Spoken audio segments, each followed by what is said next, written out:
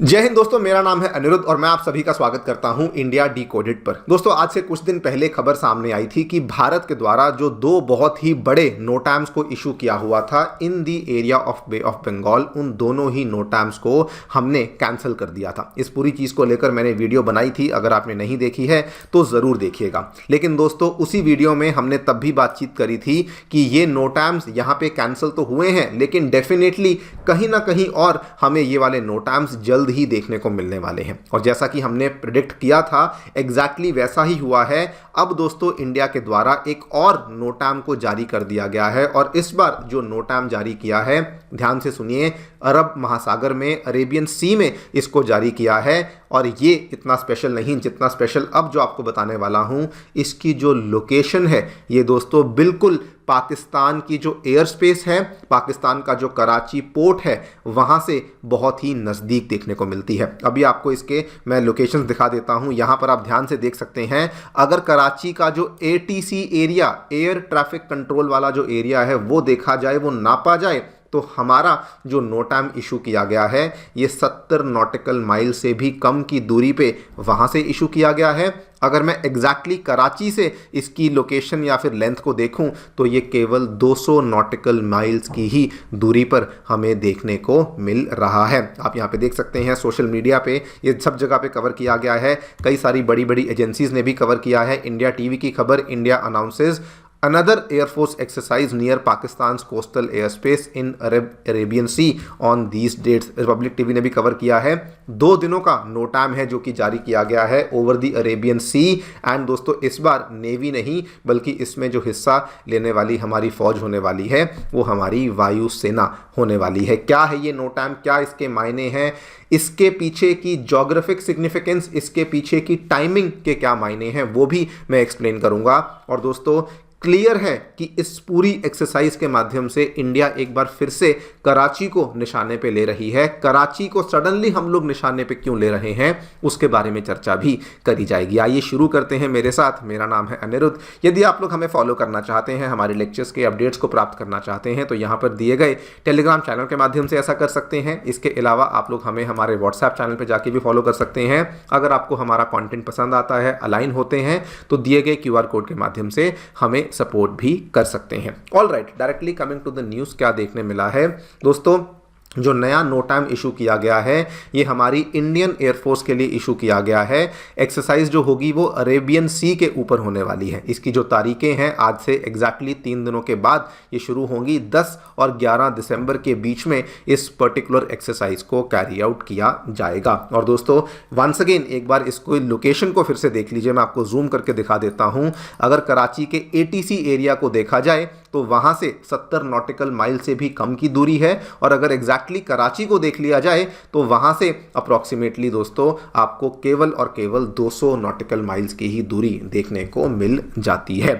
Objective क्या है? देखिए, नोटैम के जो ऑब्जेक्टिव्स होते हैं वो हमेशा ही बहुत जेनरिक, बहुत ही ओपन एंडेड ऑब्जेक्टिव्स होते हैं। कभी भी कोई भी कंट्री एग्जैक्टली नहीं बताती कि वो नोटैम के माध्यम से करने क्या वाली है, मतलब कि कौन सी मिसाइल टेस्ट होगी, कौन सा विमान टेस्ट होगा, ये सब जानकारियां पब्लिक में नहीं निकाली जाती हैं। ये टेस्टिंग होने के बाद ही पब्लिक को मालूम पड़ता है। तो वहीं पर इस एक्सरसाइज में भी इन्होंने बड़े ही सिंपल से, बड़े ही जेनरिक से तरीके से बोला है कि एडवांस्ड एरियल मैनूवर्स इन्वॉल्व होंगे, ऑपरेशनल ड्रिल्स को कैरी आउट किया जाएगा। एग्जैक्टली क्या टेस्ट होने वाला है उसके बारे में जानकारी अभी तक सामने पेश नहीं करी गई है। लेकिन दोस्तों, इस पर्टिकुलर नोटैम के पीछे जो 2 सबसे इंटरेस्टिंग चीजें बन जाती हैं। सबसे पहले तो जो चॉइस ऑफ एरिया है उसको ध्यान से देखिए।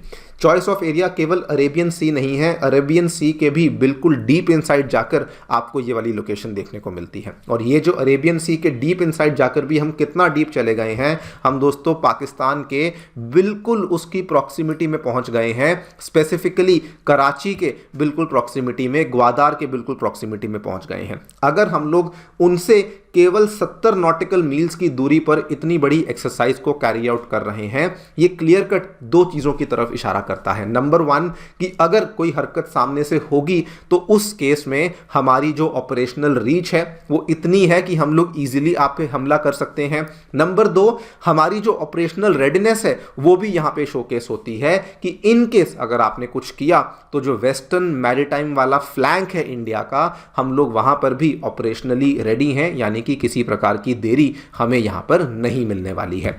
सेकेंडली, जियोग्राफिक सिग्निफिकेंस के अलावा इसकी टाइमिंग बहुत ज़्यादा नोटेबल है। अगर आप ध्यान से देखें, ये मैं नहीं कह रहा हूँ, बहुत सारे डिफेंस एनालिस्ट का यहाँ पे मानना है कि ये वाली जो एक्सरसाइजेज हैं ये कोई रूटीन एक्सरसाइज नहीं। रूटीन एक्सरसाइज अगर भारत करता तो अरेबियन सी में कहीं भी कर सकता था, लक्षद्वीप के पास भी कर सकता था, अंडमान निकोबार के पास भी, श्रीलंका के पास भी कर सकते थे, लेकिन नहीं, हम जानबूझ के एक्सरसाइज को पाकिस्तान के कराची और ग्वादर के पास में कर रहे हैं, बिकॉज हम लोग क्लियर कट ये दिखाना चाहते हैं कि हमारी जो ताकतें हैं वो वहां तक भी एक्सटेंड होती हैं। अगर वहां से कुछ होगा तो हम लोग आपको जवाब देने के लिए वहां से भी सक्षम हैं। और टाइमिंग को, अकेली टाइमिंग को मत देखिए, क्रोनोलॉजी ऑफ इवेंट्स को देखिए। पिछले 1-1.5 महीने से चल क्या रहा है। अक्टूबर एंड में, नवंबर फर्स्ट वीक में दोस्तों, हमने एक्सरसाइज त्रिशूल जो कि ट्राई सर्विस एक्सरसाइज थी उसको यहाँ पे जारी किया। उसके बाद से मेरा ख्याल है हम बार बार डेली बेसिस पर कुछ ना कुछ नो टाइम हमें देखने मिल रहा है। इसीलिए मैंने थंबनेल पर भी मेंशन किया कि पीएम हर दिन नो टाइम योजना सरकार के द्वारा चलाई जा रही है, और उसी के चलते दोस्तों ये वाला आज हमें एक्सरसाइज देखने को मिला है। त्रिशूल में हमने क्या किया था, त्रिशूल में भी हमने तीनों सेनाओं को इन्वॉल्व किया।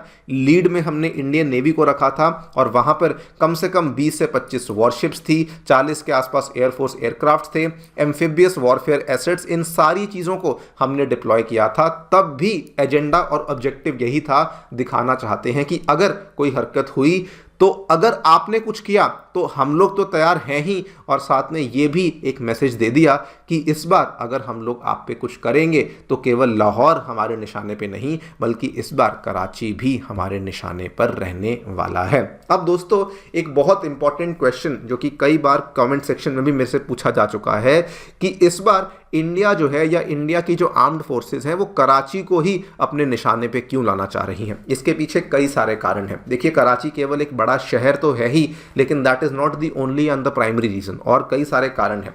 अगर आप ध्यान से देखें, पाकिस्तानी नेवी का जो मुख्यालय है वो भी आपको यहीं देखने को मिलता है। इनकी जो बड़ी बड़ी शिप्स हैं, नेवल शिप्स हुई, सबमरीन्स हुई, वो भी, उनका बेस भी आपको कराची में ही देखने को मिलता है। अगर मैं बंदरगाह के हिसाब से बात करूं, सबसे बड़ा पोर्ट हब है, यानी कि पाकिस्तान के मैक्सिमम इंपोर्ट एक्सपोर्ट्स का जो धंधा है वो यहीं से चलता है। उसके अलावा military logistics, fuel depots, radar coverage, हर चीज़ के लिए कराची एक बहुत इंपॉर्टेंट है।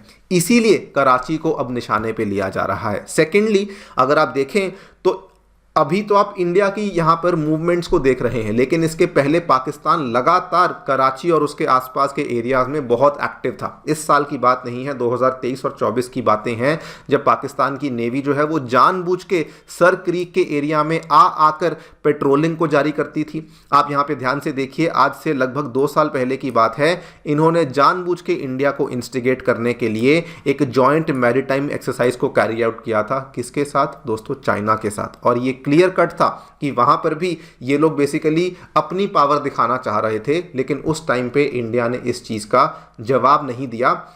मे भी शायद ज़रूरी नहीं समझा, वी कैन नॉट से कि हमने इग्नोर किया, लेकिन हाँ, उस टाइम पर हमारी तरफ से बहुत ज़्यादा मूवमेंट इस चीज़ को लेकर नहीं देखने को मिली। लेकिन अब चूंकि क्लियर है कि वो लोग क्या कर सकते हैं, किस तरीके से एक्ट कर सकते हैं, इसीलिए अब दोस्तों हमारी गवर्नमेंट के द्वारा, हमारी आर्म्ड फोर्सेस के द्वारा इस तरह के नो टाइम्स को यहाँ पे जारी किया जा रहा है। अनदर रीज़न जिसकी वजह से अब इंडिया ये मैक्सिमम एक्सरसाइजेज जो हैं वो बे ऑफ बंगाल और अरेबियन सी में कर रही है, बिकॉज अब हम लोग दोस्तों मैरीटाइम थिएटर में अपनी डोमिनेंस को शोकेस करना चाहते हैं, फिर भले वो अरेबियन सी हो, गल्फ ऑफ ओमान हो। और इसीलिए आप नोटिस भी कर रहे होंगे पिछले कई महीनों से हमारी जो बड़ी बड़ी वॉरशिप्स हैं, कभी फिलीपींस जाती है, कभी ग्रीस जाती है, कभी साइप्रस जाती है, ये सारी की सारी मूवमेंट्स इसीलिए हो रही हैं बिकॉज हम लोग भी अपनी जो डोमिनेंस है वो मैरीटाइम एरिया में शोकेस करना चाहते हैं। देखते हैं आगे चलकर क्या होता है, एग्जैक्टली किस तरह की टेस्टिंग हमें इस नोटैम में देखने को मिलती है। वेरी वेरी इंटरेस्टिंगली जो पिछली बार नोटैम्स को कैंसिल किया गया था तब दोस्तों जो चाइना से जो कुछ जहाज़ आए थे उनको शायद वापस जाना पड़ा था बिकॉज तेल बहुत खर्च हो गया, लेकिन अनफॉर्चुनेटली उनके हाथ कुछ भी नहीं लग पाया।